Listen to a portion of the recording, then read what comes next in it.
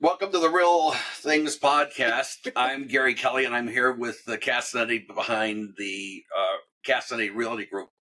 And Andrea was going to share her experiences back in the dark days of real estate, the early 2000s, with short sale, etc. Yep. Because I've known people that have gone through it. I've known people where you walk into their house and they're selling cabinets and they're like, might as well. I can get a couple of bucks. And I just thought that was harsh. Why would you do that? And their view is, well, the bank's taking it anyway. Why not? Right. So tell your story. So thank you for telling your story. Of course, I'm not shy about telling this, because if it can help one person, I was probably 30 years old. Was I 30 yet? I lie about my age all the time, so who the hell knows? I was in my 30s. But I've always been self-employed. So we were talking about mortgages and how to get a mortgage back in the day when they had no income verification. So I remember sitting down with the guy from Countrywide. They didn't even check if you had a pulse. Nothing. I don't even think I showed my license. Yeah, it was really, I was surprised. Right. But I didn't know any better. I was young. I was clueless. I was, psyched to build a house in Shrewsbury. I've made it. I've hit it big. So I signed my life away, and the guy's like, all right, we'll write in your income and we'll write in everything you need. And here's your loan of $750,000. I'm like, great. My mortgage was probably, I don't know, $3,000, something, $4,000, something crazy. So life goes on. The market was at the height. Market starts to crash. So we're like, oh God, okay. So, I'm like, now what happens? Now I had no real estate experience. I had only bought one other house when What were you doing for work at that point? I was self-employed with my tanning salons and spas. Okay. So being self-employed, as you know, that is also shaky. Up, down, up, down, up, down. I'm not going to say it's shaky, but you had income. But, I don't think anyone's, you never heard Donald Trump say, I made all my business in tanning. Exactly, right, yeah. I wasn't getting to be a millionaire in tanning. So, right. And again, it tanning back in the day was great, but, in relative terms, no. Hence why I got out, years later. But so market starts to drop and drop and drop. Then the mortgage companies start to crumble. And then the market officially crashes. And we're like, oh God. So I remember my insurance agent, he's like, what are you going to do about your house? And I was like, what do you mean? He goes, well, what's your house worth now? And I'm like, oh, I have no idea. So now business started to slow down considerably. And I actually went through a breakup at the time too. So now I'm like, okay, now my business is cut in half because he takes half, I take the other half. My mortgage is in my name only.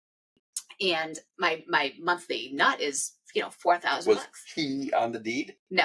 Okay.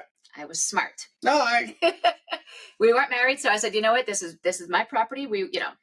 So now everything officially crashes. So I had a friend that was in real estate, and I was like, what do I do here? Now I'm single. I'm in this humongous house by myself with my dogs. He's like, well, you should consider selling. I was like, what's it worth? He comes back. Now, mind you, I owed $750,000. He goes, I hate to tell you this, maybe 500. He goes, and the fact if you keep paying every month on this, he goes, you're never going to get ahead here. And I was like, what does that mean? So he said, call Bank of America at the time and try to do, a loan modification. I said, great. Maybe they'll work with me. They'll see that my income's in half. No. Bank of America said, you need to stop paying your mortgage in order for us to even look at you doing any type of loan verification. I go, wait. And I was a stickler for having immaculate credit, everything, all bills paid on time. They said, no, you absolutely need to stop paying for 3 to 6 months. So I was like, oh, okay. I took the advice of my mortgage company. So then the foreclosure notices started coming every day. So now I'm like, holy crap. Like, now I'm losing everything. Now I'm like, now that's when I literally, as an adult, I got anxiety, like legit anxiety. So foreclosure notices daily, phone calls. And I'm like, but wait, Bank of America told me to stop paying. I don't know what to do here. So I talked to a financial advisor and got some guidance from someone, outside of the transaction. And he said, honestly, he goes, you need to try it. They wouldn't approve me for the loan verification, the loan modification. So I'm like, he goes, they said you have to sell. I said, okay. So we put it on the market. I'm like, where am I going to go now? My credit's now crap because I stopped paying my mortgage. Luckily I had some money in the bank, but how long does that last? So I was like, okay, now being in your home when you're doing a short sale or about to get foreclosed on is the most unnerving, uncomfortable, anxiety laden experiences of my entire life. I can literally put myself back in there and I'd be sitting in my living room every night going, I've literally lost everything. And you think that your life is over and it's the end. Did you cry at all? And I'm not a crier. No. It was bad. No, you know how I'm like a hard ass. It was bad.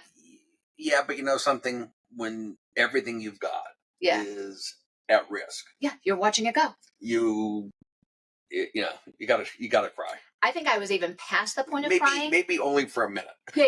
I'm not people that know me, I'm kind of a hard ass, but I think I was past the point of crying. I think I was in shock because you're literally watching everything I have worked since I was 20. I bought my first business at 20 years old, literally going out the window. So I'm like, okay, I got to pull up, my boots and figure this out.